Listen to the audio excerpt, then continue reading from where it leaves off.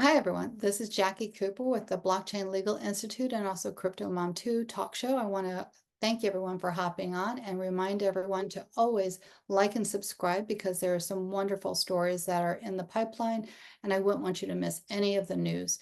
So today's conversation, actually, I'm having with an individual that I connected with through Consensus, and I'm really excited to be sharing the story about the company and the innovation, because as some of you might know, my background is not just law and education, but I'm also a Bitcoin miner. So I'm always looking at how Bitcoin is being used within our space and the applications and also the community around the world.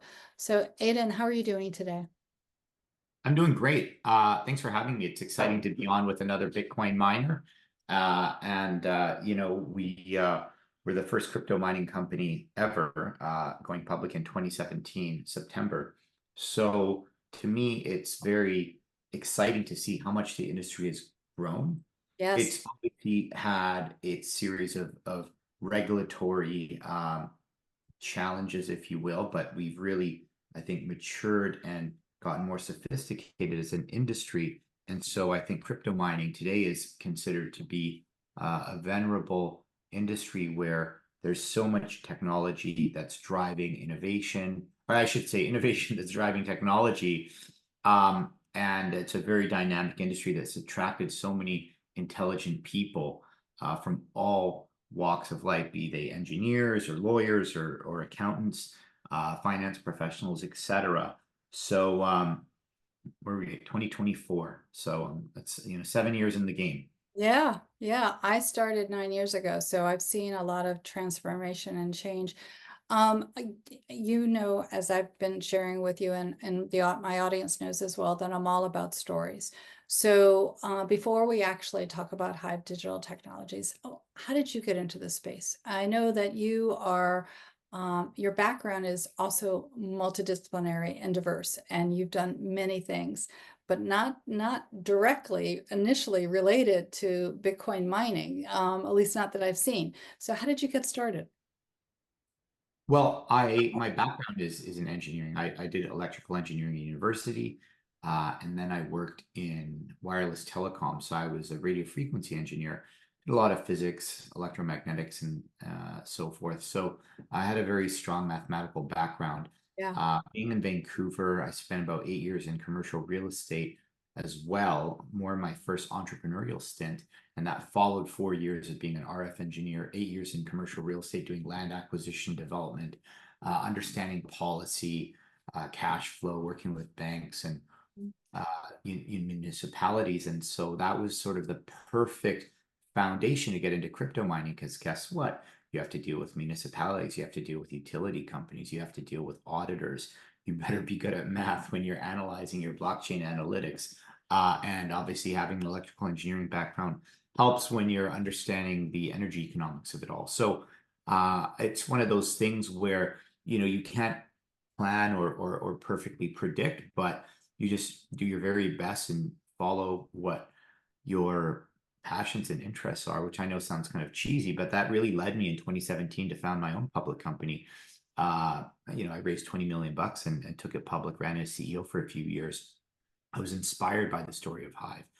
That company today is called Cathedra Bitcoin. And in 2021, Frank Holmes, the executive chairman of Hive, invited me to come run Hive as president COO. And I did a succession plan for Cathedra. And I've been with Hive since early 2021 and stepped up to CEO in 2023. And it's just been an amazing journey so far. At Hive, we've just got such a multifaceted operation, being that we're multi-jurisdictional. We're in Sweden, we're in Iceland, we're in Canada. We're green energy focused. We've built our own ASIC miner with Intel. We used to be the world's largest Ethereum miner. We were the first to put data centers on the balance sheet. We were the first to do grid balancing of all the crypto miners. We were doing this back in 2020 in Sweden. Most of the big American crypto miners didn't even exist until 2021 in the second Wow. bull market, right? A little bit of a history lesson here.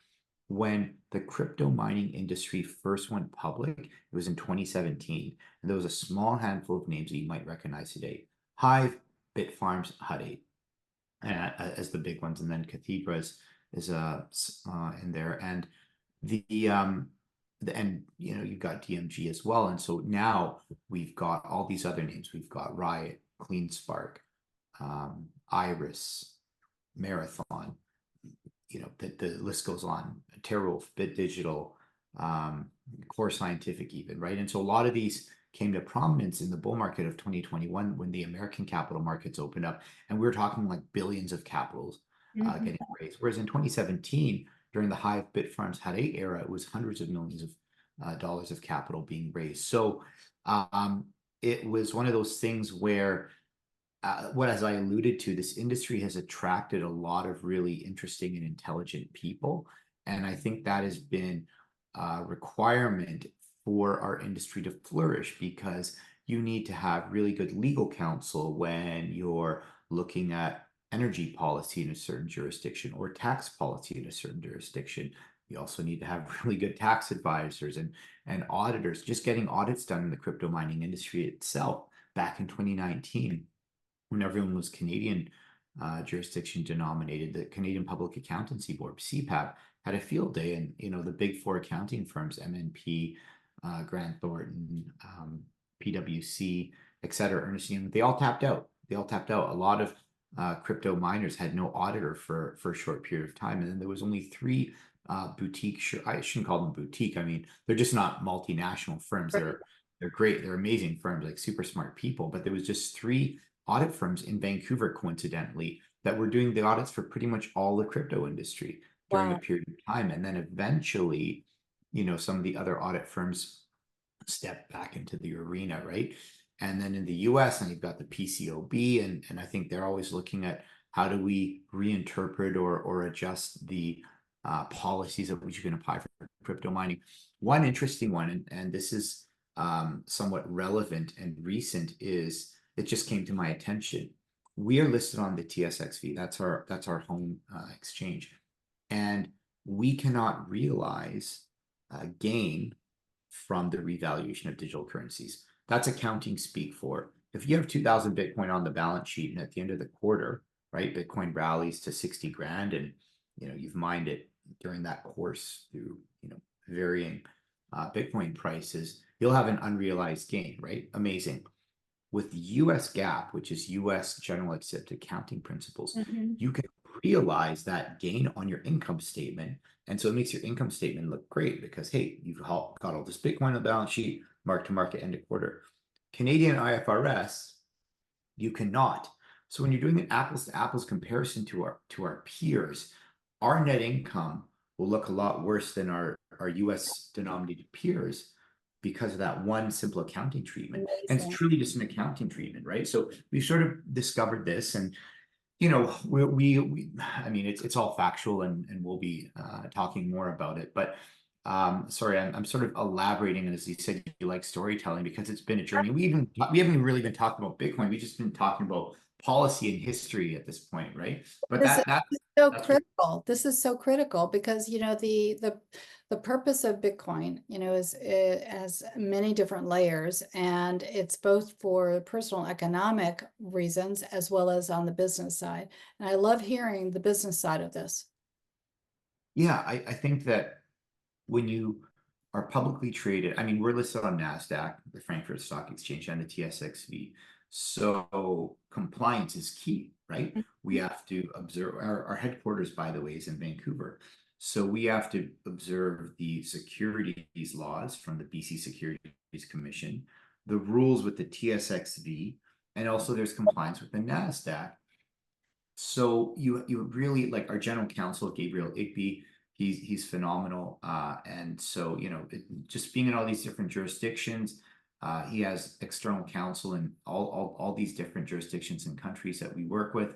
And again, right, being publicly traded, you have to be mindful of securities law. And then in every jurisdiction you're operating, like, just for example, we've been fortunate because our operations are very well contained and in remote areas, but sometimes you hear about crypto miners struggling with noise ordinances. So a Mhm. municipality would be like, hey, we are going to pass a bylaw that it's too, no industrial business. It's always really cute how they'll they'll kind of try to ring fence crypto without saying Bitcoin specifically, but they're like, industrial operations, cannot be, emitting decibels beyond so and so. And obviously they're just trying to give the crypto miners a tough time. Sometimes fire departments or what have you, the building inspector, like, again, this is not specific to Hive. It's just even in private crypto operations that from yesteryear that I just knew industry colleagues run. It's at the municipal level it can even be challenging, right? And then you look at Biden coming on saying, okay, we're going to put a tax on crypto miners. So I'm Canadian, so this is an apolitical statement, even though it's a political statement. I definitely hope that Trump wins because he's come out very strong in support of Bitcoin and his recent rhetoric. And I think that for the US to be a technology leader in Bitcoin would just really be a great thing because Bitcoin is an energy-backed decentralized currency, right? And it's the energy consumption of it that makes it have value, right? It's not this like ephemeral currency that can just be printed like a proof of stake coin, right? Yeah. And the beauty of it is it's all mathematically denominated, right? As a Bitcoin miner, I'm sure you can appreciate when you go buy an S21, how do they sell that to you? They say the S21 Antminer uses 17 joules of energy per terahash of output, right? That's the same way of saying, your light bulb uses 60 watts of power, to operate. And by the way, energy equals, like this is just primary physics, energy equals power in watts multiplied by time, right? So, the longer you run that light bulb, you're going to exhibit a certain amount of joules of energy, right? And so it's all just physics at the end of the day. And so like people, I mean, industry insiders know this, but I think people on the outside, you say, okay, network difficulty is going up. They're like, what? Like, what do you mean? It's like, well, that's an integer value, right? Like difficulty today is 83.6 trillion. It's not like the weather. It's not like, oh, it's kind of chilly, oh, it's getting kind of hard. It's like Yeah. exactly, and the number of hashes per block is equal to difficulty times 2 to the power of 32. Well, if difficulty is 83.6 trillion and 2 to the power of 32 is about 4.3 billion, that's the number of hashes per block, which is a huge number. It's on the order of 10 to the 22 or whatever. But you can perfectly compute, the average number of hashes per block. And so I think that people always look at the volatility of Bitcoin price and, their head spins, but it's more intuitive to look at the hash price because if you study the hash price, which is the dollar per petahash per day that you earn from the network, it is generally bounded by local minima and sometimes even maxima. And by what I mean is like we've never really seen hash price dip below $50 a petahash. It very recently post halving is just dipped below that, but before the last 2 years, winter 2022, winter 2023, those were both bear markets. 2022 was actually worse than 2023. That was the FTX blow up. We saw Bitcoin dip below 16,000. We saw hash price hit as low as $50 a petahash a day, right? Didn't last long because guess what? Difficulty drops, right? People can't afford to mine. They shut down. Hash rate goes down. Difficulty adjusts, right? 2023, the lowest hash price we saw was in the $55 range. And I think this actually, as of today, we saw Bitcoin drop to the low 60,000s. I think hash price dipped to, in the high 40 range, right? So this seems to be the new floor, and we'll see how difficulty reacts at the next epoch, right? So this is sort of what I'm personally find like truly fascinating as a numbers geek. And I think that's why so many people in the industry, like, you can really plan mining if it, especially when you know your energy costs. And it's really important, though, I would say, I think people get carried away when they raise tons of money. You got to have like lean G&A as well, right? Like while electricity is your biggest cost, you also have to be mindful. Like, are you really just having all these like high paid executives or like hundreds of staff when you don't really need them? And I think that at Hive, we've got high revenue per employee, lowest G&A in the sector per Bitcoin mined, and we're very proud of that. It's a road less traveled, and it makes, for more work. But at the same time, when you've got an ace team and everyone's like a sharpshooter, that's how we deliver value to shareholders. I love what you're saying from the math side, because I love math too, even though I'm not always very good at it. But the other reason why I think that Hive is really unique is what what I'm gonna show on your home screen. Because of the fact that there is the whole conversation about pioneering digital transformation through AI solutions of Bitcoin mining. I don't know that a number of years ago, and definitely correct me if I'm wrong, that people would have associated AI and Bitcoin together. They think of it as separate verticals, but AI and the data centers that are running AI require a lot of energy. So explain to me more on, for those that are listening, both on the audio side as well as on the YouTube side, how this works. Why the combination here? So when I commented earlier on how Hive is such a multifaceted story, I didn't even get a chance to get into the AI, but I didn't want to overwhelm your listeners with information. So that's a perfect segue. So thanks for inviting me. So we used to be one of the world's largest Ethereum miners, if not the largest single site mine. We had 120,000 GPUs mining Ethereum in northern Sweden. Now, post merge, we repurposed those GPUs to mine altcoins, which we were paid in Bitcoin for, right?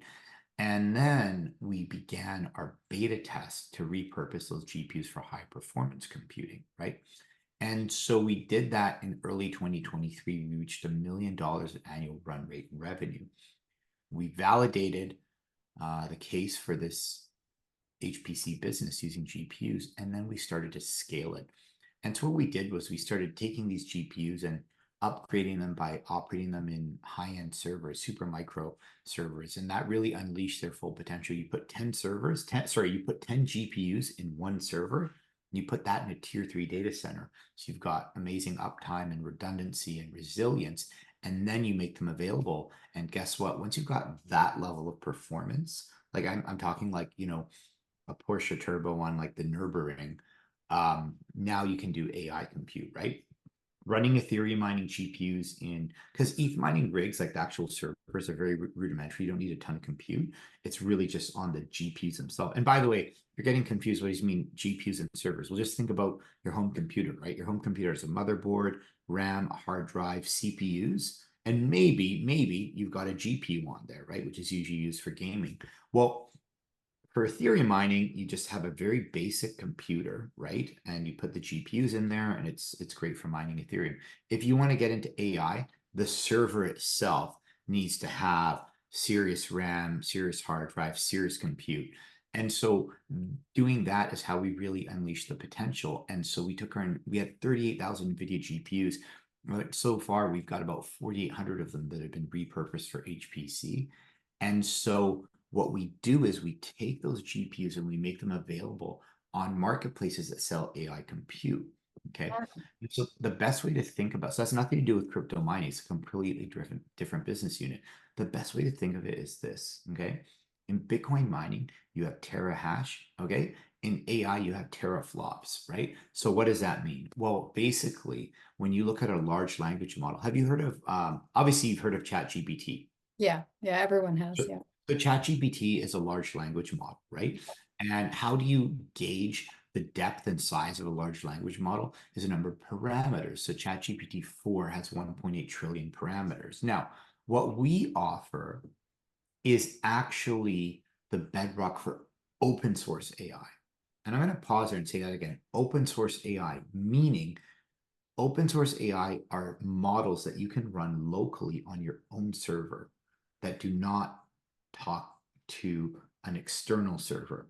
So what I mean is open AI that makes ChatGPT is the ultimate misnomer. Open AI is not open. It's totally closed source. When you use ChatGPT, that's just a web-based prompt. And all your inference is traveling to their servers, right? In California or wherever they've got them. Yeah. Anything you're asking it's being processed and stored on those servers. It's like uploading photos to Facebook, right? You give up ownership as soon as you do that. And so if you're a business, you can't be training a model or you can't even train ChatGPT 4. It's already trained by OpenAI, and then you're just running inference on it. But if you're a business, right, or you're a researcher, what you want to do is you take an open source model, Llama 3, Mistral, Mixtral. These are, if you're in the AI community, very popular open source models that, by the way, are much smaller than ChatGPT 4, right? Like ChatGPT 4 is 1.8 trillion parameters, and the open source models are maybe 8 billion parameters, or 13 billion parameters. They're like 100 to 200 times smaller than GPT-4. Why is that important? Because these models don't need to have knowledge on Cinderella and cooking recipes. Like that's just window dressing, right? Like if you're going to use an AI model for an enterprise purpose, you can actually train an open source model on your company's data, which you're not going to want to give up and send it to Not at OpenAI. all. Not at You're all. going to want to train it on your own server that you have root access to. And that model you're running is on your own server. And that's what we want to offer, right? So these marketplaces effectively provide inference as a service. And so that's where our GPUs are provided for infrastructure as a service. And so that's the technical deep dive. And if you don't want to figure out all this and you just want to have exposure to AI as a business, that's what our team is. We're experts and we're really thriving and flourishing. Our target is 10 million a year of annualized revenue. We're well on our way to hit that. We put out some updates where we hit 5 and almost 7 million annualized revenue on our AI business by growing it. We ordered H100s from NVIDIA. So a lot of exciting stuff. And why does this matter? Simply put, the margins on AI are 10 to 20x better than mining Bitcoin. For example, right? You can get north of $2 a kilowatt hour mining, or sorry, doing AI compute, right? Even $4 an hour in some applications, right? Sure, your costs are going to be higher, but we're looking at 90% margins. We're looking at, $1.50 a kilowatt hour, upwards to even $3 a kilowatt hour of profit running AI compute. Whereas the profit per kilowatt hour in Bitcoin mining, especially post halving, I mean, right now, an S21 is maybe doing 12 cents a kilowatt hour. And if you're all in OPEX as a nickel, all you miners out there will know what I'm talking about. You're maybe doing 7 cents a kilowatt hour of profit. But if we're doing $1.50 a kilowatt hour in profit, or $2 a kilowatt hour, that's 20, 30x the profit per kilowatt hour, right? Running AI compute. It's way more complicated. There's a bunch more moving parts, but again, as we're very interdisciplinary at Hive, this is where we have that expertise. And so I think that we're an amazing value proposition for shareholders who just want exposure to a management team that's very in-depth, detail-oriented, and performance-oriented, to really strive and excel in Bitcoin mining and also in AI compute. You mentioned, and I appreciate all that, you're giving me ideas for my next Bitcoin Cinderella book, which might jump over to the AI and integration of Bitcoin. You mentioned, though, the green aspect of the company.